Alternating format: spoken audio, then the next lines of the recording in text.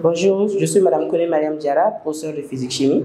Aujourd'hui, la leçon qu'on va voir, c'est les transformateurs et les alternateurs. Premier point, les transformateurs. 1. Définition. Un transformateur est un quadrupôle qui permet de modifier les tensions et les intensités alternatives. Ça veut dire, lorsqu'on dit transformateur déjà, dans sa constitution, c'est un quadrupôle. Ça veut dire que c'est un constituant qui a 4 pôles. OK? Alors, on dit que son rôle, c'est de modifier les tensions ou les intensités alternatives. Lorsqu'on parle de transformateur seulement, certains pensent que ça transforme le courant en tension ou les tensions en courant ou bien les courants continus en alternative. Non. Quand on dit transformateur, ça transforme uniquement les grandeurs alternatives. Soit la tension alternative en une autre tension alternative, mais de grandeurs différentes, soit l'intensité du courant alternatif à une autre intensité alternative. Okay? Raison pour laquelle on dit qu'un transformateur est un quadrupôle, ça veut dire qu'il y a 4 pôles, qui permet de modifier les tensions et les intensités alternatives. Ça veut dire que ça travaille uniquement avec des grandeurs alternatives. Voilà, schéma conventionnel du transformateur. Voilà la représentation. Vous voyez, les 4 sont représentés. Voilà, ça c'est le schéma conventionnel des transformateurs. Ensuite, le deuxième point, après la définition, on a le principe de fonctionnement.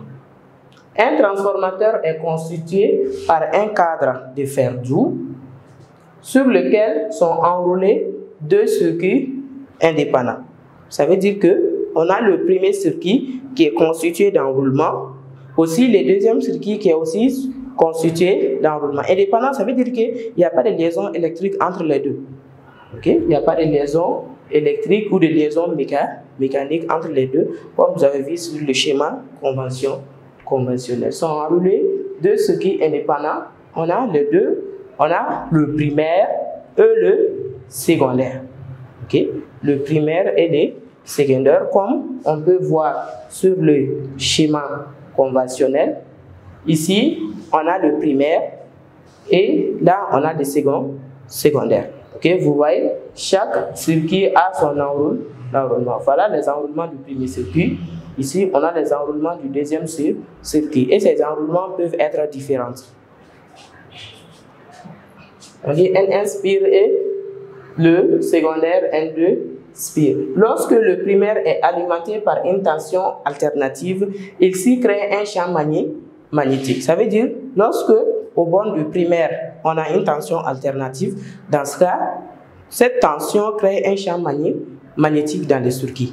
Et ce champ magnétique, c'est un champ magnétique alternatif.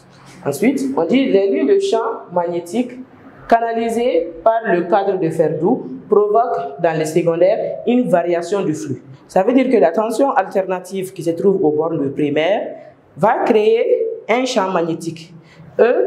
Ce champ magnétique aussi va donner naissance à un flux magnétique. Okay? Et c'est ce flux magnétique-là, dans le circuit, qui va donner naissance à une FEM. On dit de flux magnétique et par conséquent la naissance d'une FEM induite. Ça veut dire que la tension crée un champ, le champ crée un flux et ce flux aussi va donner naissance à une FEM. Voilà, une force électromotrice. On dit que cette force électromotrice dépend des nombres de spires N1 et N2. Voilà. Ça, c'est le principe du fonctionnement. Ensuite, 1.3, on a fonctionnement à vide. Fonctionnement à vide, virgule, on dit quand le circuit secondaire est ouvert. Ça veut dire, lorsqu'on dit qu'on a un fonctionnement à vide, on a dit qu'on a 2 circuits, le circuit primaire et le circuit secondaire. Les deux ne sont pas liés mécaniquement, mais la tension alternative bord du primaire crée un champ magnétique. Ce champ magnétique aussi crée un flux au sein du circuit. Et ce flux, la variation de ce flux magnétique-là donne naissance à une force électromotrice Fm qui va se trouver au niveau du secondaire. Ensuite, on dit que lorsque on est à vide, ça veut dire que le transformateur n'est lié à rien. Le secondaire est ouvert. Okay? Ça veut dire que les bornes du secondaire sont ouverts. Dans ce cas, si le secondaire est ouvert, alors on dit qu'on a un fonctionnement à vide. Dans ce cas, on dit quand le circuit secondaire est ouvert, les tensions efficaces I1 et I2, respectivement aux bornes du primaire et du secondaire, ça veut dire qu'on a U1 aux bornes du primaire et U2 aux bornes du secondaire, sont proportionnelles au nombre de spires. U2 sur U1 est égal à N2 sur N1. U2 la tension au secondaire, U1 la tension au primaire, comme on l'a dit respectivement. N2 le nombre de spires au secondaire, N1 le nombre de spires au primaire. Alors, les deux sont proportionnels. U2 sur U1 est égal à N2 sur N1. Et le quotient N2 sur N1 est appelé rapport de transformation. Et on note ça M.